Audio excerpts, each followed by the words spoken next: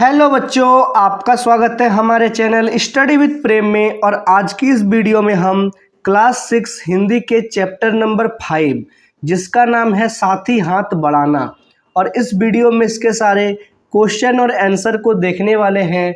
तो चलिए बिना किसी देरी के क्वेश्चन नंबर 1 को शुरू करते हैं। ठीक है, तो यहाँ पर हम लोग का पहला क्वेश्चन क्या है, क्वेश्चन को पढ़िए आप लोग। पहले किसी भी क्वेश्चन को बनाने से पहले आपको क्वेश्चन पढ़ना है। ठीक है, पहला क्वेश्चन क्या है, इस गीत की किन पंक्तियों को तुम अपने आसपास की जिंदगी में घटते हुए देख सकते हो। तो कौन कौन सी चीज़ों को हम अपने आसपास की वातावरण में घटते हुए देखते हैं उनको लिखना है। ठीक है, इस गीत के अनुसार ही लिखना है। तो उत्तर में मैंने लिखा है, आपको भी इसी तरह लिखना है। इस गीत की निम्नलिखित पंक्तियों को हम अपने आसपास की जिंदगी में घटते हुए देखते हैं। देखते हैं भाई कौन कौन सी पंक्तियां हैं। तो पहला है, साथी हाथ बढ़ाना, एक अकेला थक जाएगा मिलकर बोझ उठाना।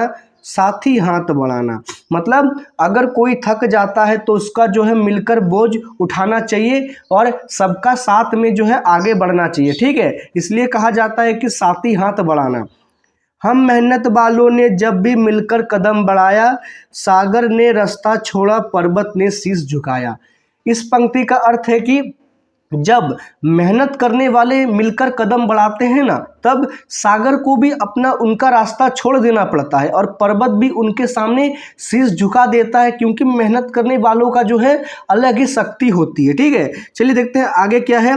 फौलादी है सीने अपने, फौलादी है बाहें, हम चाहे तो चट्टानों में पैदा कर दे राहें। अर्थात फौलादी सीना, जो मेहनत करते हैं उनका सीना फौलादी होता है, उनकी बाहें फौलादी होती है। और अगर वो चाहें तो जो चट्टान होती है, पत्थर होती है, उनसे भी राहें यानी रास्ता निकाल सकते हैं वो। ठीक है, तो इसका उत्तर आप लोगों ने और मैंने देख लिया है। तो देख लेते हैं, इसका क्वेश्चन ये रहा, और जो नीचे में है इसका आंसर धीरे धीरे जो है आप लोग सारे इसके आंसरों को लिख लीजिएगा। ठीक है, चलिए क्वेश्चन नंबर 2 देखते हैं। क्वेश्चन नंबर 2 को पढ़िए आप लोग पहले। सागर ने रास्ता छोड़ा, पर्वत ने शीश झुकाया, शाहिर ने ऐसा क्यों कहा है। देखिए, सागर ने रास्ता छोड़ा, पर्वत ने शीश झुकाया, कवि ने ऐसा क्यों कहा है, लिखो। तो हमें इसके बारे में लिखना है। चलिए लिखना शुरू करते हैं। क्या लिखेंगे हम लोग। शाहिर ने ऐसा इसलिए कहा क्योंकि एक साथ मिलकर काम करने में बड़ी सी बड़ी बाधाओं से भी रास्ता निकाला जा सकता है। जो कवि है वो कहता है कि अगर हम लोग साथ मिलकर काम करते हैं तो बड़ी से बड़ी बाधाओं, जो संकट आते हैं, उनको भी हम लोग हल कर सकते हैं, उसका रास्ता निकाल सकते हैं।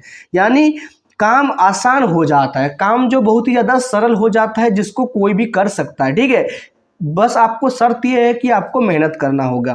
साहसी व्यक्ति सभी बाधाओं पर आसानी से विजय पा लेता है, क्योंकि एकता और संगठन की शक्ति में जिसपे बल पर पर्वत और सागर भी पार कर लेता है।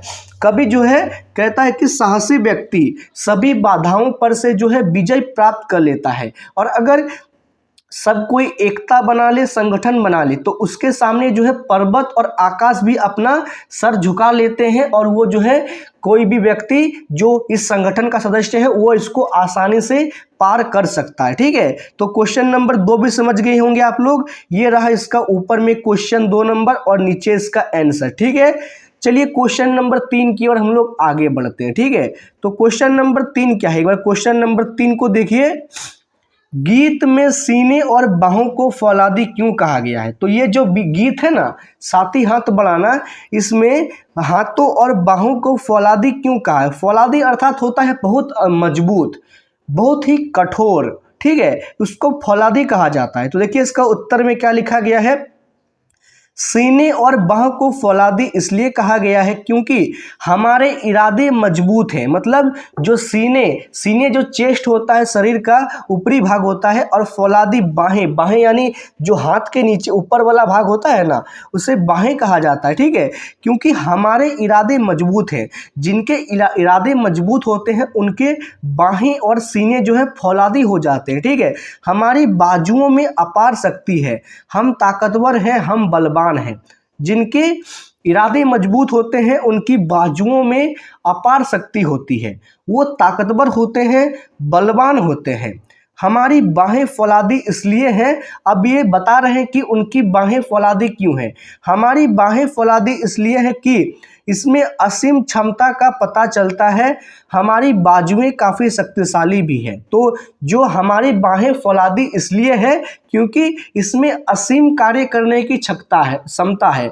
हम लोग जितना चाहें उतना काम कर सकते हैं और हमारी बाजुएं काफ़ी शक्तिशाली भी हैं। ठीक है, तो क्वेश्चन नंबर 3 भी क्लियर हो गया आप लोग को। ये रहा इसका क्वेश्चन और नीचे इसका आंसर है। ठीक है, तो हमने जो है इस चैप्टर के जितने भी सारे इंपॉर्टेंट क्वेश्चन थे आपके एग्जाम में जो आने के चांसेस रखते थे उन सारे क्वेश्चनों को देख लिया है। उम्मीद है आपको ये वीडियो पसंद आया होगा। अगर आपको ये वीडियो पसंद आए तो आप इस वीडियो को लाइक कीजिए, हमारे चैनल को सब्सक्राइब कीजिए। मिलते हैं आपके साथ किसी नेक्स्ट वीडियो में। जय हिंद, जय भारत।